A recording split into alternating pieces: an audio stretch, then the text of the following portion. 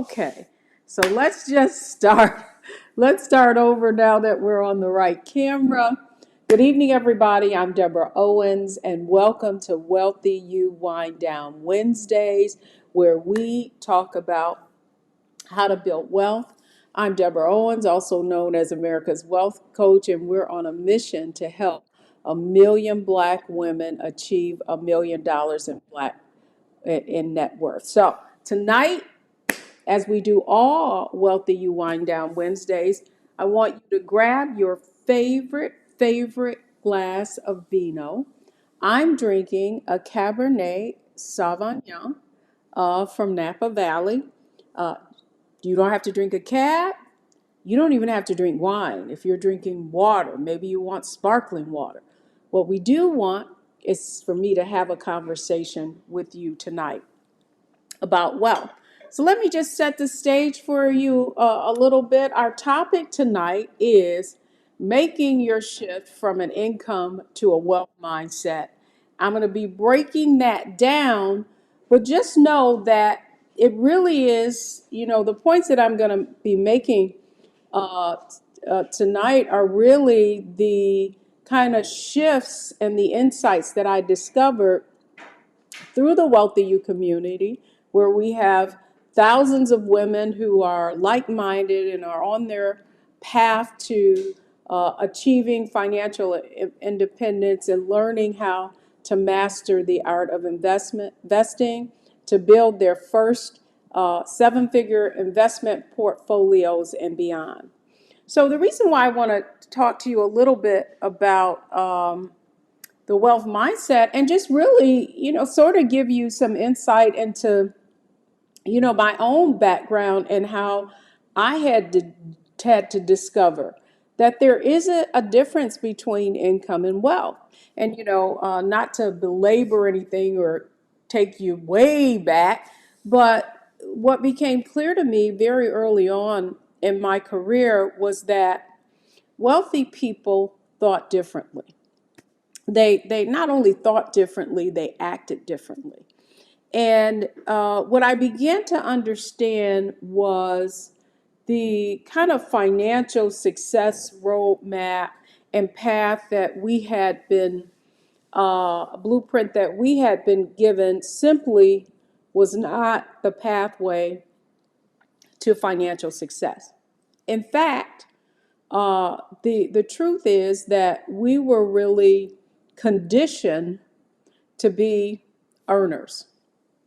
So what do I mean by earners? If I think about my own parents, I grew up in Detroit. My mother worked like so many people. Most of the jobs were in the auto factory, and my mother hated that job. And as soon as she could, regardless of the money, she just hated the condition.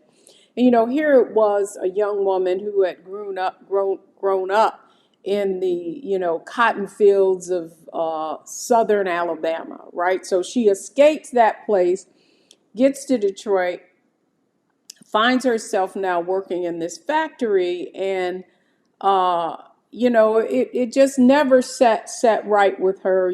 I was very young, and it became clear to me that this was not something that my mother wanted to do. But the fact is that that's what you did. So in fact, I really didn't tell you the whole path. It's not like they went from Alabama, then to Chicago, and then they settled in Detroit. And so, you just think about why were they leaving the South? Well, they were leaving the South for a better life, right? The great migration to the North to escape Jim Crow and all that came with. But anyhow, if you think about it, they were like the first to, go into these corporate educations and get a corporate job. Up until then, if you think about how Black folks were employed, it wasn't through corporations. So long story short, my mother had sisters, and one of those, a couple of those sisters went on to be college educated, the younger of them, and actually go into corporate roles at the major car companies. And as I watched, not only our income, but my relatives' income, and I'm sure you all can relate to that. As the incomes increased, so did the standard, the type of the living, right? Our standard of living increased. And so the cars got nicer and the homes got bigger. And, all with the, goal of eventually retiring from those companies with pensions and a social security that would sustain them through their retirement, right? And so here we're next in line. I'm part of the baby boomer, um, you know, set or demographic. And what my parents instilled in me was you gotta go to school, you gotta get a college degree, you gotta, get in one of these companies, and that would be how financial success would happen in my lifetime, right? But their hope for me was that, certainly my mother's hope for me was that I wouldn't be in a I wouldn't be working in a factory, that I would be in a corporate world, in the office. And what I would say is that although the path wasn't quite the same, I entered college and then my parents moved to Hawaii. I came out of college, I moved to Hawaii. So it took me a little while to actually attain that college degree, but that didn't prevent me from having a pretty successful career and a fast trajectory in those organizations. And so after uh, going into a management training program, going on to become a branch manager, a vice president, regional marketing manager, the fact is that I believe that I had met my parents, certainly exceeded my parents' expectations in terms of what they saw as financial success. So, both my husband and I, my husband, a journalist, and was a television journalist. And so we had been seeking that holy grail of whatever that income number was that we felt would mean financial success. And then what we both began to realize was that, the income really was not the key to success. So what I wanted to talk to you tonight was about is the need for for all of us, no matter where we are in terms of our career, in terms of our educational attainment, that we understand this one point.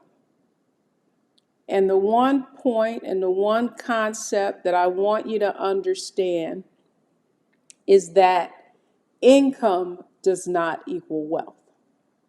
So, what do I mean by that? I think that, and here I want to tell you a story, another reason that this is so important.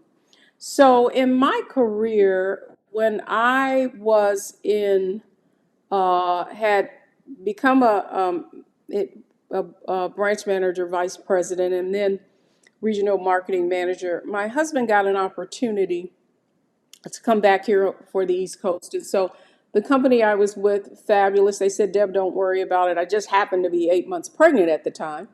And they said, don't worry about it. We'll find a place for you wherever Terry's going to land.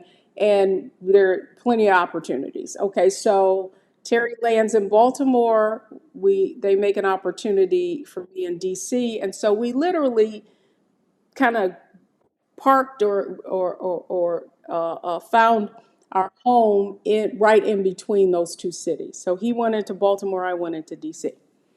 But long story short, one of the first marketing programs that we did that was targeting African American folks, and imagine me feeling like finally, because when I went into the industry, what became very clear was that there weren't that many of us there. In fact, I was probably the only Black VP for several years, and that there weren't many of us employed in the industry. And even in Washington, D.C., when marketing kind of did an analysis of African Americans with higher incomes, DC was literally, or the suburbs of DC, what had the highest income, highest demographic, other than New York, right? But it was just the density, how many Black people lived in the DC metropolitan area who had those incomes. And still today, that is true. Now, a lot of that is because the government is here, and there are a lot of government contracting positions here as well as other companies who are in this area because of that fact. So, we start doing marketing and targeting African Americans with high incomes, and what became clear was those high incomes didn't equate to high assets and high net worth, right? So if you think about whenever Black folks are, depicted in, I don't even want to say a positive ways or characterized as high income, it's really from a consumer standpoint. You with me? And so what became really clear was that, right? Income doesn't necessarily equate with net worth. And so, that's my first aha moment, right? That we're in this high income area of African Americans, and yet very few of my clients were these high income African Americans. Now, I'm not saying that there were none. I'm just saying that that the high density of folks with high incomes, in many cases making over six figures 20 years ago, right, did not equate with high net worth.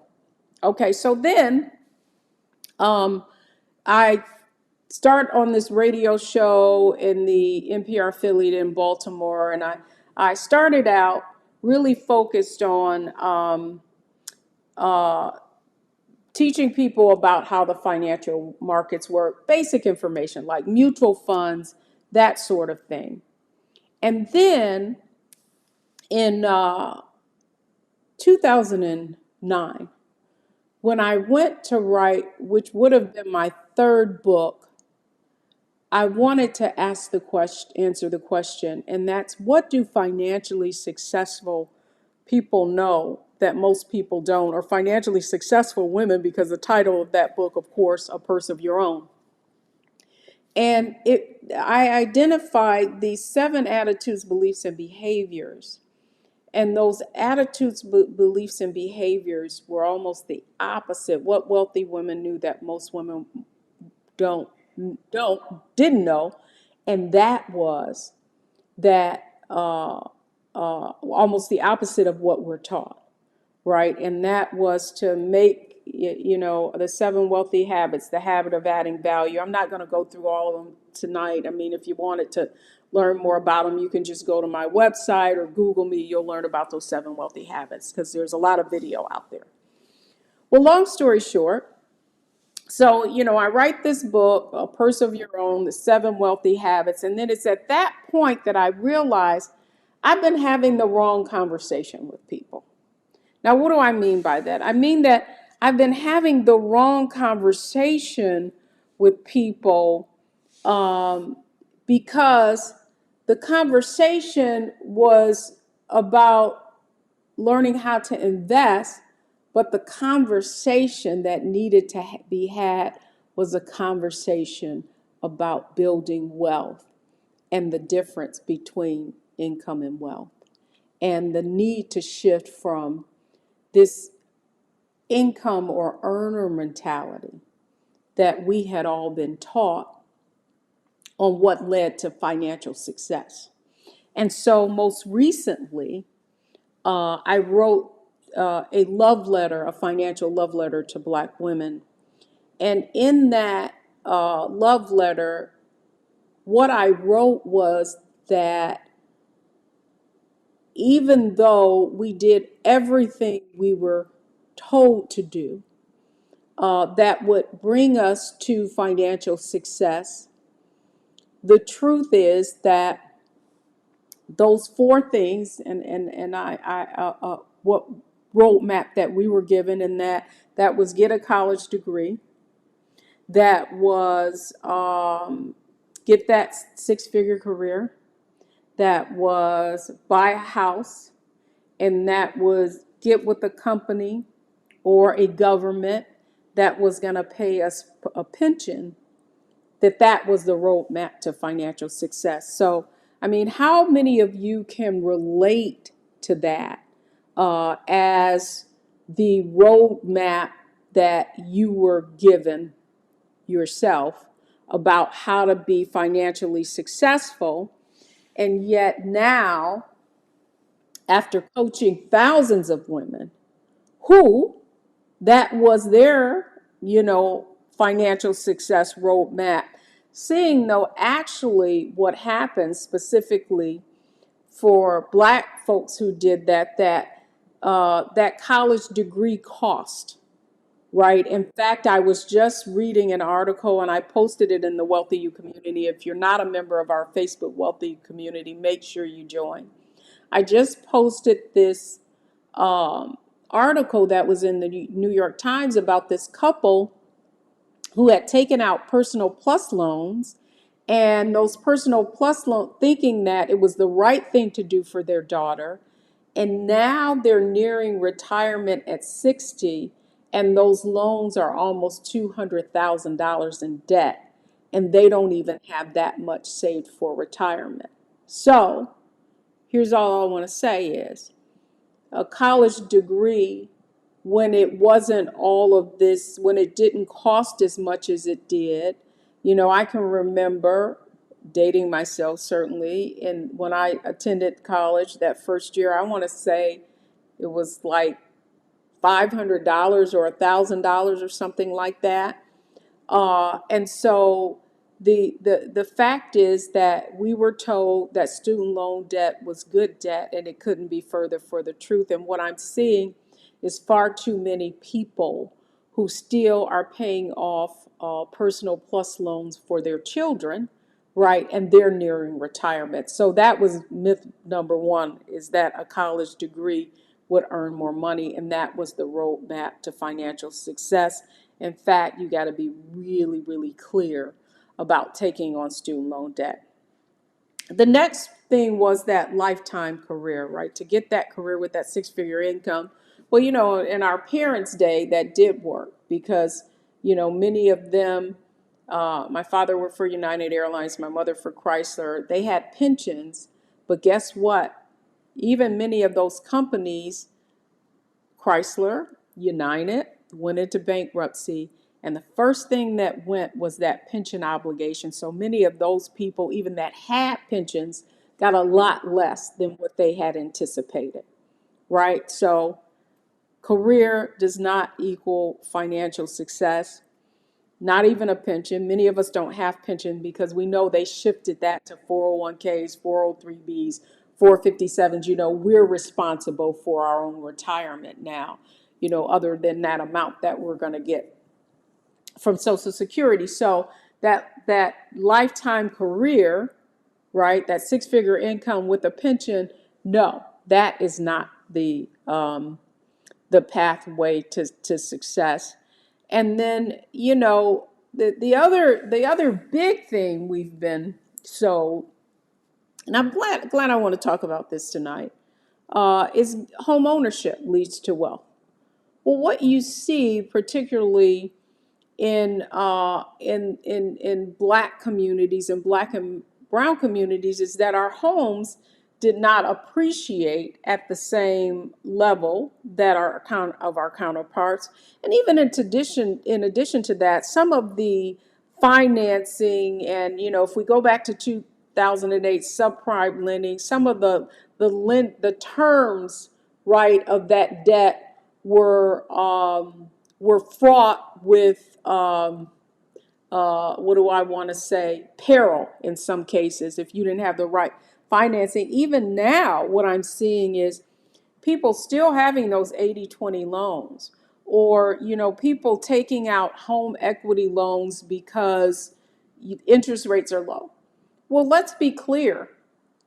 If you're going to take out a home equity loan and buy things with it instead of assets, then all bets are off. I mean, if you're to leverage, and that's where I'm going to go to my next step is, and I know this may have been a long way of explaining this, but what I really wanted you to see, right? Like that financial success roadmap that we were given was the mindset of an earner, right? The earner. We were taught to be earners and to focus on increasing our income, and that was the way you achieve financial success. So one of the things that I recognized after writing the book, A Purse of Your Own, and then after launching WealthyU, and then coaching people and seeing them have these incomes but no wealth, right? So what I want to talk about is, what is wealth? So at the end of the day, wealth is the ability to increase your net worth. So it's not income, right? It's your net worth, right? It's your assets minus your liabilities. And then you either have a positive or negative number, right? So if you have more assets than liabilities, then you're going to have a net worth, a positive net worth. If you have more liabilities or debts, and that's what's happened, right? So people now have student loan debt. They're unable to buy homes, so it's taking longer. So they're not getting any of the tax benefits. The tax benefits, you talk about, you still, if you're paying down that debt, you're accumulating equity. Certainly your home value might not be increasing at the level of our counterparts. So you're not getting a rapid increase in that asset in many instances. And so that is the point that I want to make tonight, right? That's the concept that I believe that if you get this concept, it will fundamentally change the financial decisions that you make in your life. So I hope you can relate to this, and I hope it's making sense to you. And so what's really, and so I want to just double click on a minute. I was having a conversation, and what is really clear is that in many areas, home price interest rates are low. Home prices are, the demand for single family homes, huge, huge, huge. And so basically what's happening is people are, homes are going up by 10, 20, 30, $40,000. And so I just want to, I would be remiss if I didn't just lend some perspective that most of you probably already have. What we are seeing is a similar thing that, 2009, 2010, the same type of things were happening, right? Where people were paying premiums for homes because there was more of a demand, more people wanting to buy. And part of the reason people were buying was because interest rates had come down. And, interest rates basically are lower than historically low, and they're being kept historically low to stimulate the economy. That's what I want people to understand. And so the point I was making with someone today is, like when you're going to buy something, be strategic about why you're buying it, right? Don't allow for emotions or the fear of missing out to kind of rule the day. And the person I was having a conversation with was talking about that the fact that they had put in several offers and that people were coming in and like some of these homes were being bought for cash. And the truth is that there are a lot of investors, real estate investors who are actually buying these homes, right, and kind of pushing the price up. But the other thing I want to be clear about is, you need to be clear about what you want and why you're buying a home. And if you're a young family, particularly, or if you're young and you're going to raise a family, the best advice that my husband and I were ever given was buy that home where you want to raise your family and where there are good schools. And at the end of the day, over the long term, that is going to serve you well. So as to not get distracted, and just because you feel you need a home, you're going to end up buying somewhere that you don't want to be only because you can get in it. Sometimes the best thing you can do is nothing and sit back and wait. So, and I say all of that, getting back to my point that we were told that home ownership was the road map to financial success. And at the end of the day, yes, a home is an asset, but a home is also something that you're living in. And so you want to make sure that because it's such a significant amount of your income, you want to make sure typically 25 to 30% is the largest expense that we have monthly. You want to make sure that you're making a strategic and rational decision. So just in summary, the myth or the financial success road map that we were given was that a college degree would guarantee the income that we want. It doesn't. So be strategic about that. That life, that the career, the dream career that would, that there would be some pension at the end of it. Well, we know very few lifetime careers even exist. And then, that houses always increase in value. We know they do not. In fact, I'm looking at people who still haven't recovered from the 2009 recession and all of that housing fraud that went along with it, and that that there's going to be a pension, and we know that pensions are the exception and not the rule, and that the most important thing that we can do, right, is make the shift from that earner to an owner mindset, that shift from income to wealth. So what does that mean? And we recently had a challenge, and one of the women in that challenge, she was just on fire as she was getting exposed to the difference between an income and a wealth mindset. And I think she related to it so much because that's exactly what she had thought, right? Like she had followed all the rules and yet had not seen her efforts pay off in success. And because the most important thing that we should have learned in our formal education is not taught. And that the most important thing is how to make the shift from earner to owner, right? So when I say from earner to owner, I mean that we are not, or we are investing in assets, right? So we're taking our income and we're investing in assets and we're becoming owners of that asset, whether it be real estate or whether it be stock investments in the same companies that, quite frankly, we're responsible for so many of their profits, but we're responsible for them on the consumer side. We're not getting any return on the kind of dollars that we're spending. So can you all relate to that? The point that I'm making. So this challenge participant is on fire. She gets this concept And she creates this graphic.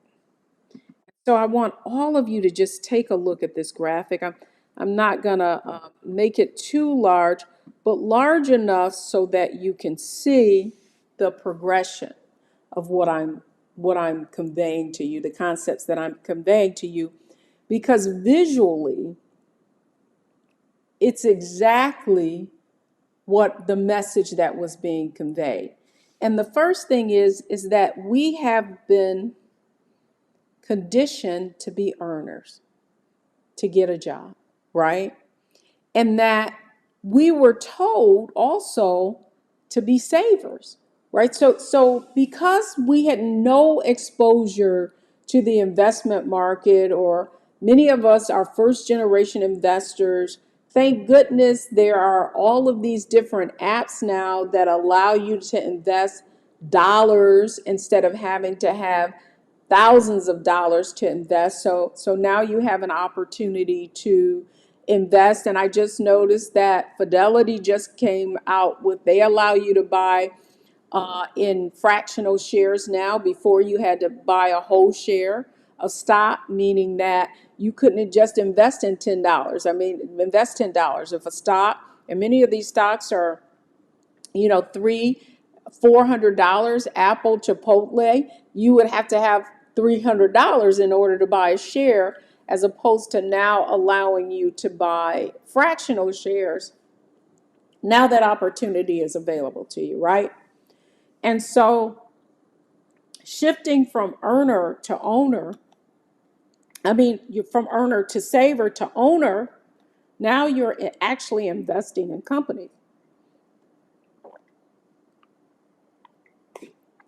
Whoa, excuse me there. Okay, so we were savers because if that's all that we were exposed to, that's what our parents did. You know, back in the day, they invested in CDs. And so the next step up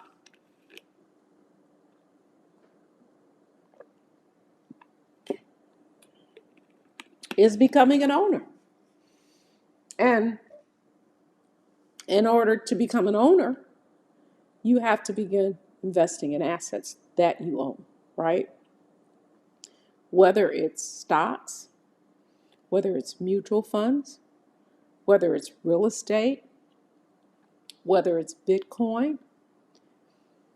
Owner means that you're now taking your income and you're investing in assets that are going to grow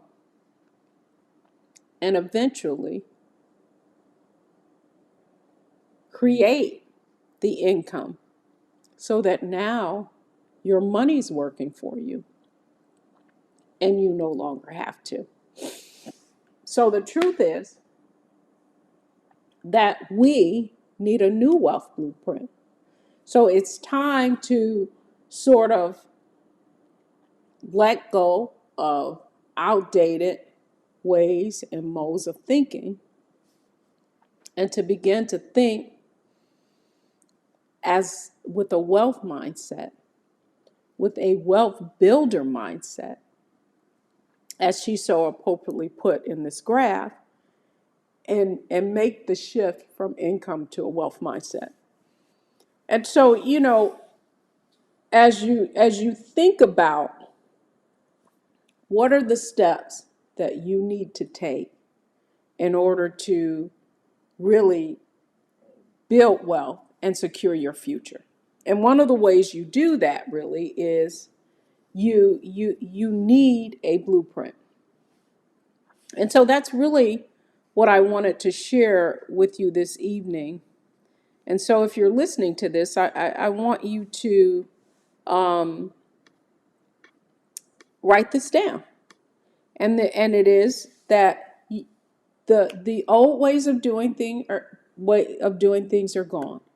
And so what I came away with last year in understanding in that financial love letter that I wrote to Black women, understanding that we need a new wealth blueprint. And the truth is that it is going to be counter to the things that you hear that people tell you are the roadmap for success. And so the first one is to every decision that you make, focus on increasing your net worth. If it's not going to increase your net worth, then it's probably not a good decision. And when you make that shift from an income to a wealth mindset, you're going to make different decisions. It's going to be the difference between buying things that don't appreciate. One of the biggest purchases that we make outside of a home, what do you think it is? Particularly in the Black community, it's cars. And no, you see it every day. You see people, you name the car, and if it is a high-end car, it can cost upwards of 50, 60, 70, $80,000. And you know what? That car isn't going to appreciate one red cent. In fact, it's going to depreciate.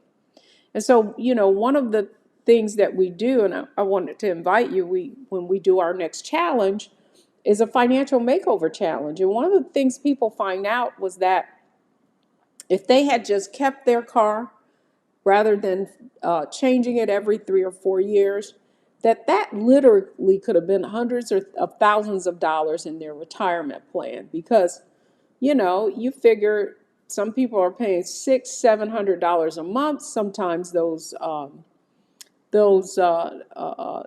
car payments extend 6 or 7 years.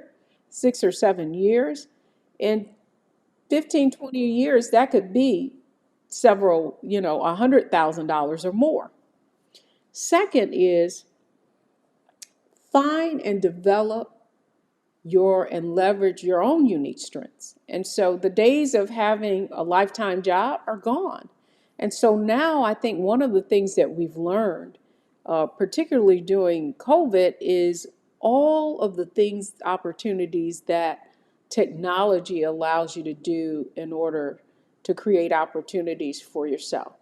Whether it's starting your own online store, starting your online business, working for a company that allows you the flexibility to work online, really, really differentiate yourself and become competent at several things and evolve as the technology allows you to do so. Thirdly, and this is big, increase your financial acumen. The one reason why it's important to move beyond just saving to investing is because you can't save your way to wealth. It's impossible. When you look at the interest that is being paid on, savings account, little or none, you have to learn how to make your money grow. And it will not grow. Earning 1% in a bank will take you 72 years for your money to double. So financial ignorance is expensive. Next, you have to develop a goal-focused action plan for every one of your goals. Simply set up an investment account and start having money pouring into that monthly. That's a systematic way of really making sure that you're going to be able to, that you're making the kind of choices that you have a long-term vision and that you're pouring money into that systematically. Fifth is to balance your risk and your reward. So many people are so worried about not losing that they forget that they don't give themselves the opportunity to gain. And so really learning how, you can have different eggs in different baskets and diversify to reduce your risk is real important as well. And finally, last but not least, Well, not last, but the next is to leverage and create systems. So that system really is setting up accounts that are systematically pouring into based on whatever your goal is. And the last but not least, and this is huge, particularly in our community, we have to create estate plans. Now, estate plans might sound kind of um, legalistic, but it's as simple as us really making sure that we have wills and that we make sure that if we have assets in our family, that they are included in a will. And many attorneys find that, we're just adding people to accounts or we're adding people to deeds, and we don't realize the significance of what happens, the result of putting people on different assets and the tax consequences as a result. Many times the estate ends up paying far more in taxes than they would if they had just legally set up a will or, in some cases, a trust. And so that is the blueprint. Making the shift comes in from an income to a wealth mindset. Really, all it means is taking ownership of our financial success, not thinking that there is something out there, that there is some job, that there is, no, some school, some college degree that's going to make it all happen for us. What's going to make it happen for us is that, and this is what I want to leave you with, is that we have the right mindset. And that mindset is having a wealth mindset, and that we understand the difference between income and wealth, and that we need to focus on increasing our net worth, not necessarily income.